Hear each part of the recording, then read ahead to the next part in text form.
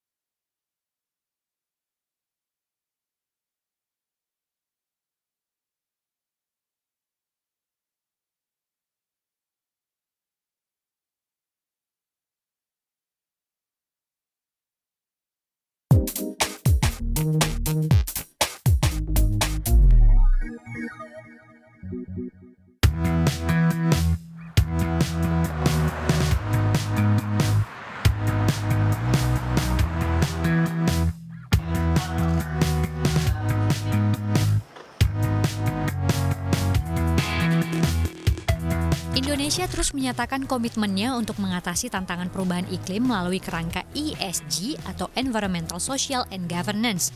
Dalam rangkaian G20, topik mengenai penerapan ESG ini pun kerap dibahas. Penerapan ESG berlaku dalam sejumlah sektor, tak terkecuali otomotif. Elektrifikasi kendaraan dinilai menjadi salah satu jalan keluar dalam menyelesaikan masalah polusi yang berdampak buruk bagi lingkungan dan masyarakat.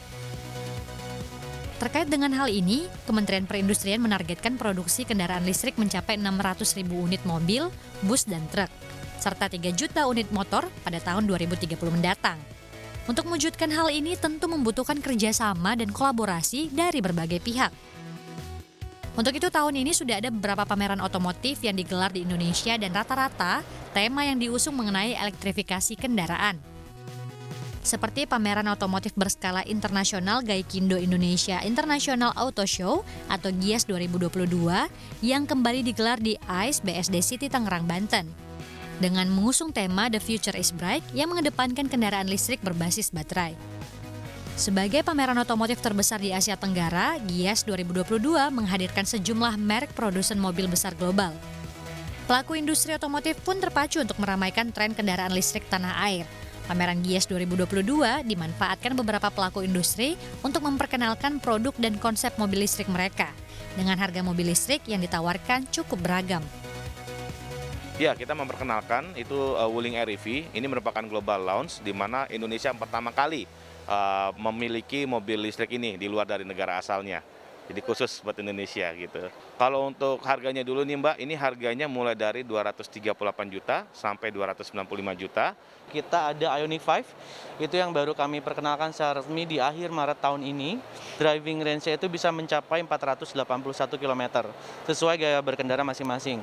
Dari kisaran harga kita ada 4 varian, itu dari yang paling terendah di 700-an hingga 800-an juta rupiah. Di Toyota kita untuk pertama kali showcase lengkap. Hybridnya ada, plug-in hybridnya ada, dan kita juga showcase yang di belakang ini itu adalah mobil elektrik vehicle pertama dari Toyota brand yang kita bawa ke Indonesia untuk kita perlihatkan pertama kali. Khusus di tahun GIAS 2022 ini memang khusus untuk Lexus Indonesia menampilkan semua mobil elektrifikasi, yaitu hybrid elektrifikasi, plug-in hybrid elektrifikasi, dan juga baterai elektrifikasi.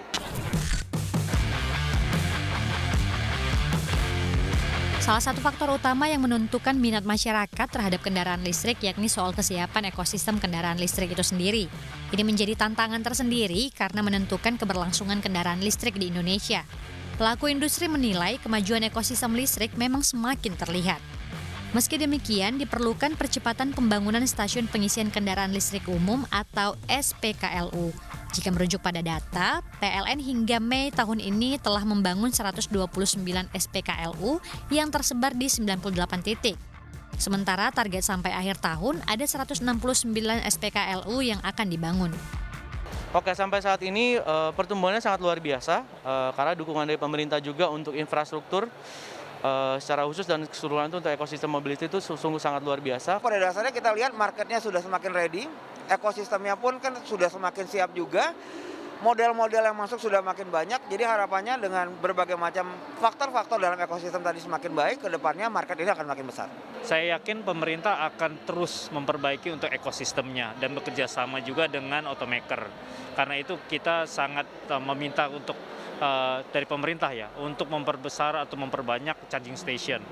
Karena pastinya kalau misalkan full battery electric vehicle itu adalah salah satu yang utama adalah bagaimana kita bisa mendapatkan stasiun pengisian kendaraan listrik dengan lebih baik lagi. Tak hanya bicara ekosistem kendaraan listrik, kondisi geopolitik dan ekonomi global juga menjadi tantangan lain yang harus dihadapi pelaku industri otomotif. Kondisi geopolitik yang terjadi saat ini berpengaruh pada ekonomi global secara luas. Salah satunya berdampak pada tingkat inflasi di sejumlah negara yang kini melejit. Hal tersebut berdampak pada kenaikan harga bahan baku yang mempengaruhi harga permintaan maupun ketersediaan kendaraan listrik. Terkait kondisi saat ini, memang itu semua sudah dipikirkan oleh prinsipal kami, Hyundai Motor Company. Jadi mereka akan selalu menyesuaikan supply dan demand, khususnya untuk pasar-pasar penting bagi Hyundai, termasuk salah satunya Indonesia. Di tahun 2022 ini memang ada beberapa faktor ya yang berpengaruh cukup besar. Inflasi juga berpengaruh, walaupun mungkin kita masih dalam kondisi yang cukup baik ya. Terima kasih buat pemerintah. Habis itu juga ada impact dari bahan bakar. Tapi yang kami lakukan adalah sebisa mungkin tetap menjaga value dari kendaraan ini. Kalau untuk inflasi secara mungkin ada Mbak, tapi tidak terlalu signifikan ya kalau untuk Wuling ya, karena kita juga lihat secara harga juga ya kita tetap seperti ini sih sekarang, tetap stabil lah. Untuk saat ini kami terus memonitor, memang kita terus monitor dengan prinsipal karena memang semua Lexus ini kami impor dari Jepang. Jadi kami memonitor bagaimana kondisi di sana. Untuk saat ini memang kalau untuk komponen lain selain semikonduktor itu memang masih stabil. Mungkin saat ini adalah kesulitan sedikit ada di semikonduktor. Sementara itu, masyarakat juga mempertimbangkan minat mereka dalam membeli mobil listrik karena faktor harga yang terbilang masih cukup tinggi. Hyundai Kona dan Ioniq, dua mobil listrik andalan Hyundai, berada di kisaran harga 600 hingga 800-an juta rupiah. Sedangkan Lexus UX 300e dibanderol dengan harga 1,43 miliar rupiah. Selanjutnya Nissan Leaf Electrical dijual dengan harga 700-an juta rupiah. Harga mobil listrik yang lebih ekonomis kini ditawarkan oleh Wuling yang menjual REV dengan range harga 238 hingga 295 juta rupiah. Faktornya banyak untuk menentukan harga mobil listrik, mulai dari fitur, ya inovasi, desain, teknologi yang disematkan, dan juga teknologi baterai yang digunakan. Apakah ke depannya akan ada mobil listrik dengan harga yang lebih terjangkau? Kita pun tidak pernah tahu ya, tapi yang jelas kami di Hyundai itu memang selalu terbuka untuk segala kemungkinan. Paling penting tadi yang aku sebutin di awal, bagaimana elektrifikasi ini tidak hanya menjadi pilihan segelintir orang. Harapannya modelnya akan makin banyak, segmennya pun akan makin diluaskan. Nah, apa yang akan dilakukan Toyota ke depannya? Salah satunya nanti kita akan mulai juga masuk ke dalam yang namanya local production dari elektrifikasi. Mobil listrik ini main komponennya adalah baterai. Bagaimana nanti industri baterai dengan teknologi nanti ke depannya bisa menciptakan baterai yang affordable.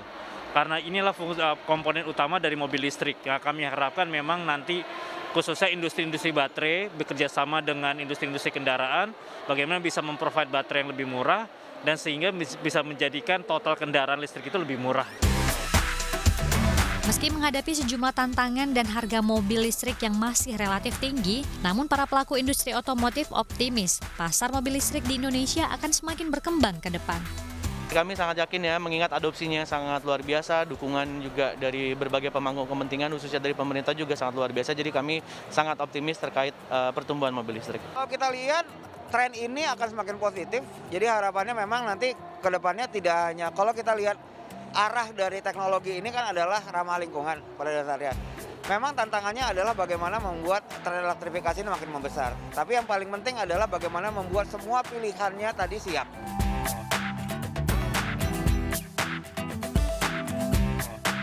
Animo masyarakat pada mobil listrik juga terbilang cukup tinggi.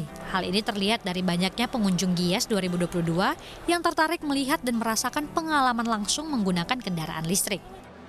Kalau target konsumen ini sebenarnya sih untuk semua orang sih Mbak, karena kita ingin membuka aksesibilitas terhadap semua konsumen Indonesia yang ingin berpindah atau bermigrasi ke mobil listrik. Ini sangat positif banget ya, ini beyond our expectation, luar ekspektasi kami banget karena sampai saat ini pemesanan atau SPK itu sudah hampir 3.500 SPK.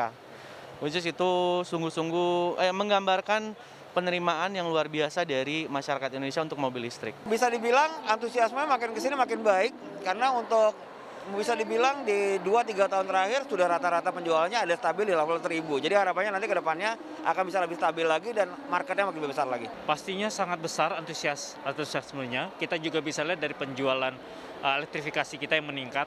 Dari 3 tahun terakhir, kalau di tahun lalu kita sekitar 8%, di tahun ini sudah mencapai hampir 20%. Sehingga kalau kita lihat memang khususnya untuk demand masyarakat terhadap mobil elektrifikasi ini sangat besar.